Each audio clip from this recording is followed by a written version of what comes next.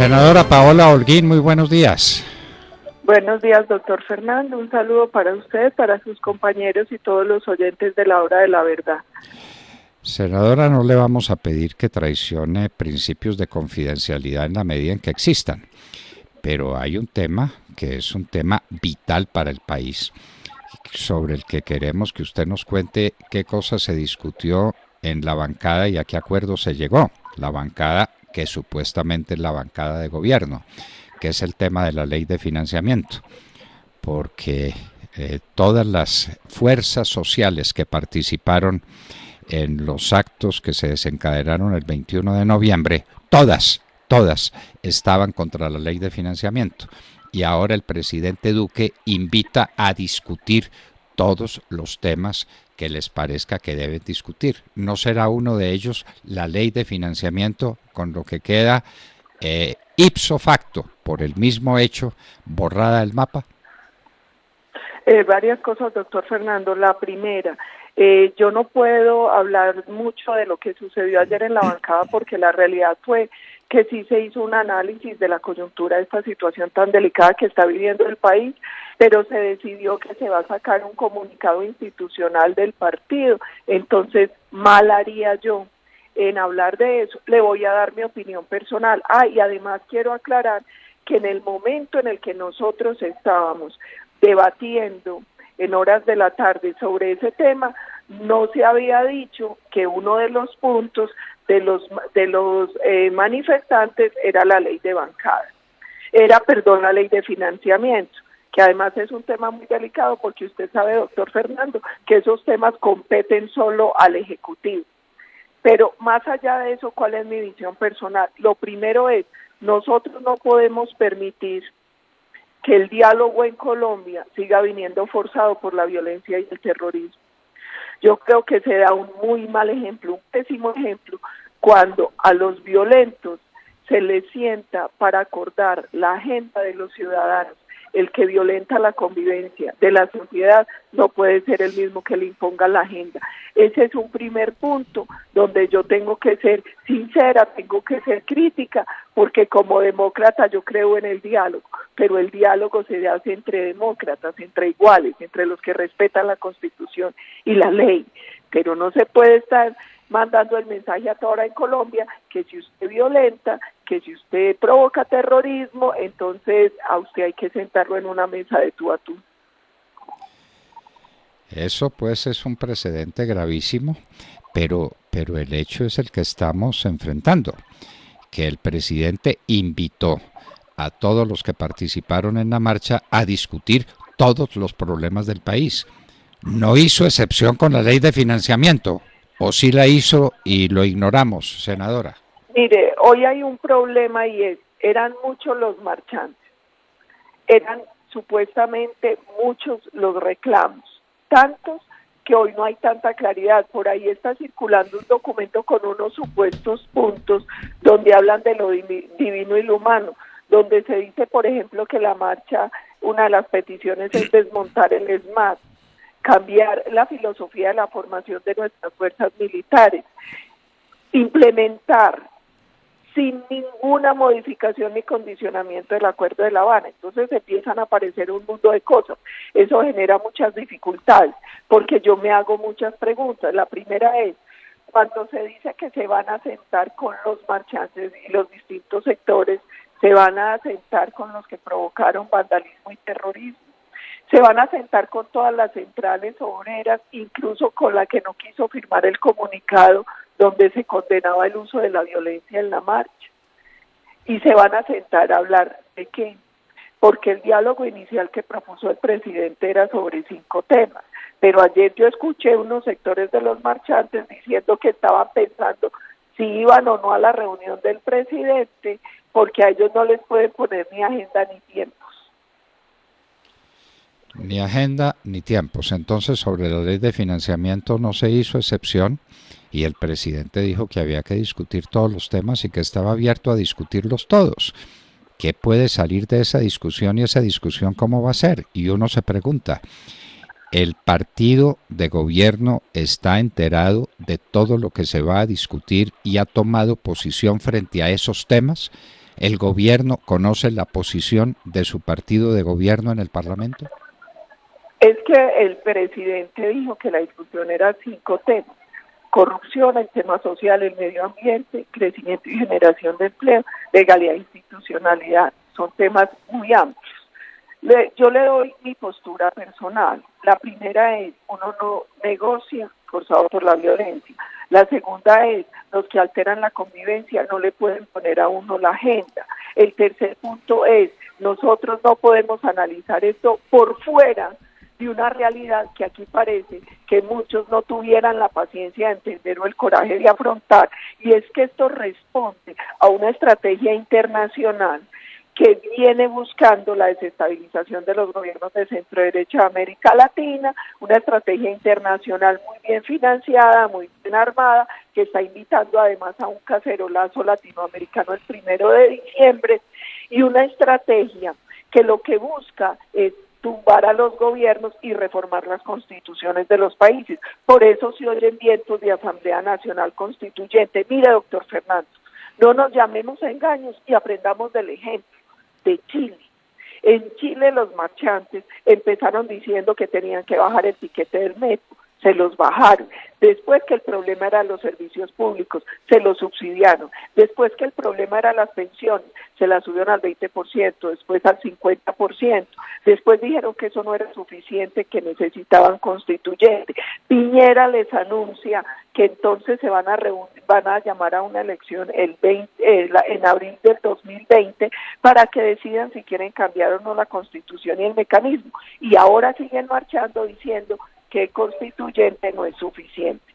El resultado de este proceso, un presidente que ha cedido en todo y no ceden ellos en la violencia, porque ellos van por la cabeza del presidente y por la Constitución. Un país que iba a crecer a más del 3% y que hoy se estima que crece al 2 o al 1.9. Es esa la consecuencia. Nosotros tenemos el espejo. La pregunta es, ¿vamos a proceder de la misma manera? Pues parece que estamos procediendo de la misma manera, ¿no? Ya estamos cediendo a ese diálogo social, que entre otras me pregunto, ¿incluye a los 10.300.000 y tantos mil colombianos que votamos por el presidente Duque en las elecciones? ¿O esos 10.300.000 y tantos mil estamos excluidos de la conversación? Ahí hay una cosa, doctor Fernando, que es muy importante. Estos sectores que están tratando de desestabilizar América Latina no respetan la democracia, no creen en la democracia, no creen en las instituciones, no creen en el libre mercado. Eso es justamente lo que quieren destruir. La FARC lo dijo claramente, ellos lo que quieren es implementar el socialismo en Colombia. Pero aquí hay un tema de fondo que es muy grave, y es, en Colombia, de manera reiterada, se viene rompiendo una regla básica, no la única, pero una básica dentro de una democracia, que es el respeto a los resultados de las elecciones y de la voluntad del constituyente primario en las urnas. Ganó el no, no pasó nada, se burlaron, implementaron el acuerdo. Los que votamos por Iván Duque, que ganamos, votamos entre otras cosas porque él se había comprometido a reformar los acuerdos. Ganamos y hoy nos quieren imponer los ministros la agenda legislativa, política, social, los que perdieron. Entonces, doctor Fernando, la pregunta que uno se hace como demócrata, entonces, ¿para qué vamos a las urnas? ¿Para qué vamos a las urnas? Si por la vía violenta los que perdieron quieren imponer la agenda, quieren imponer los gobernantes, quieren imponer los gobiernos. Senadora Paola Holguín, tenemos que hablar de su tierra y tenemos que hablar de su ciudad, de Medellín, que lo es de hecho, porque el alcalde electo de Medellín ha resuelto escribirle una carta al presidente Duque pidiéndole una Asamblea Nacional Constituyente.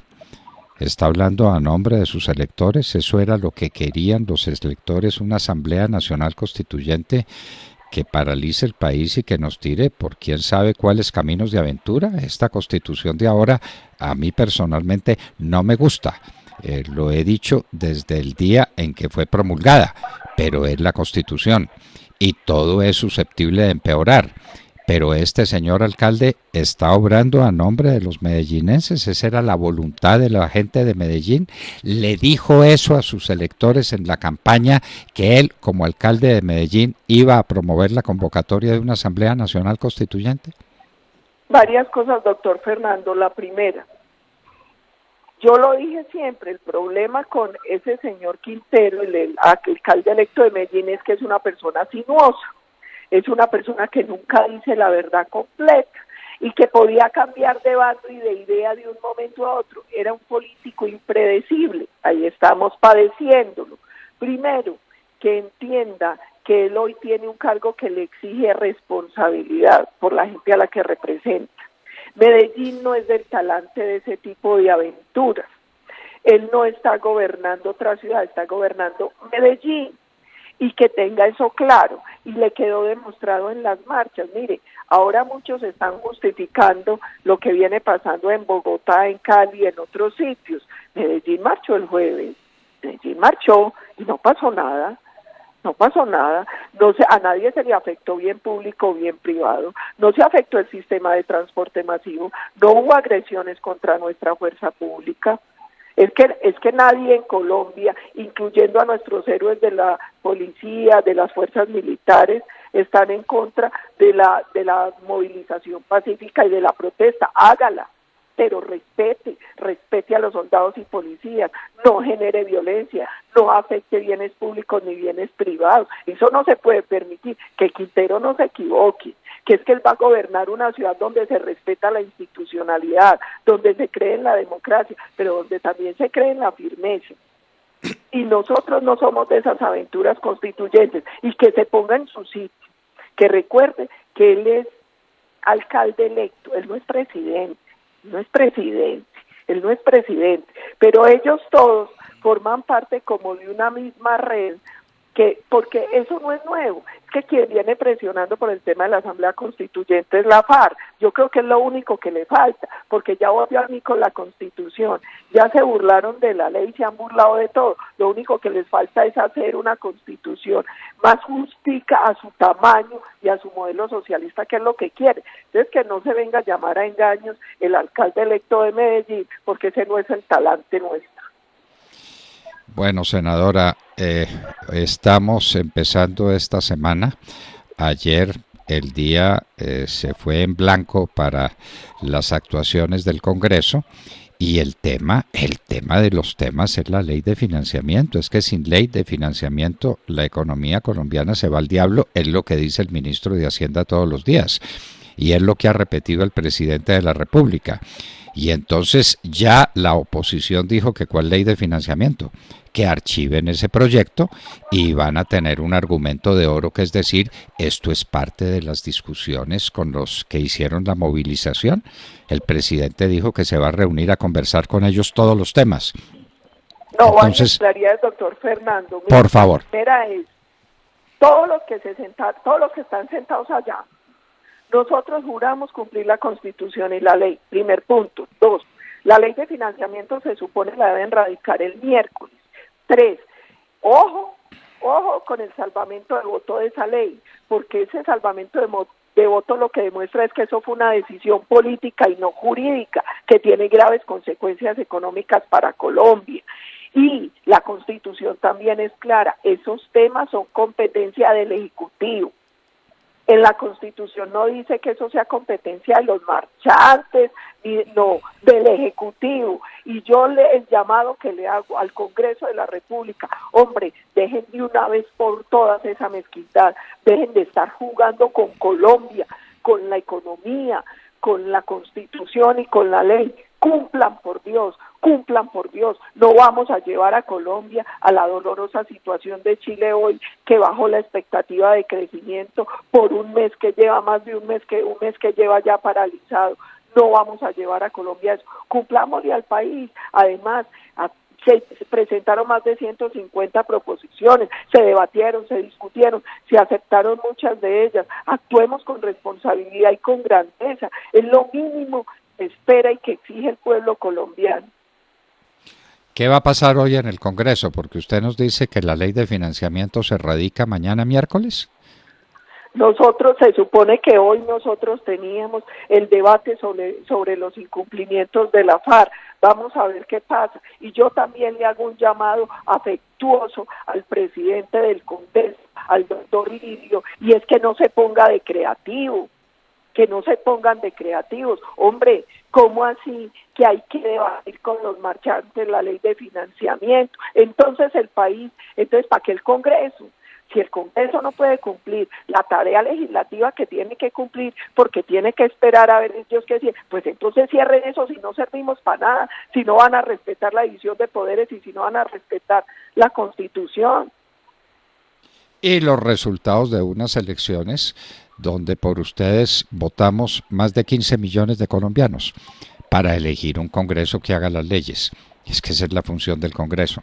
No, como usted dice, no para que lo hagan los que participan en marchas y algunos de ellos los que tiran piedras o incitan a tirar las piedras y a destruir el mobiliario público y la propiedad privada.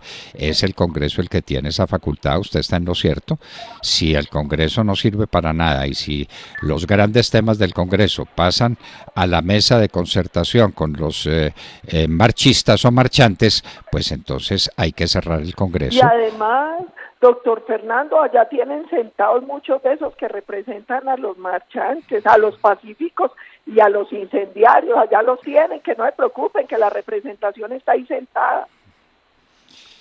Senadora Paola Holguín, Dios nos tenga de su mano. Este es un momento capital en la vida de la República. Nosotros insistimos, el tema de los temas es la ley de financiamiento.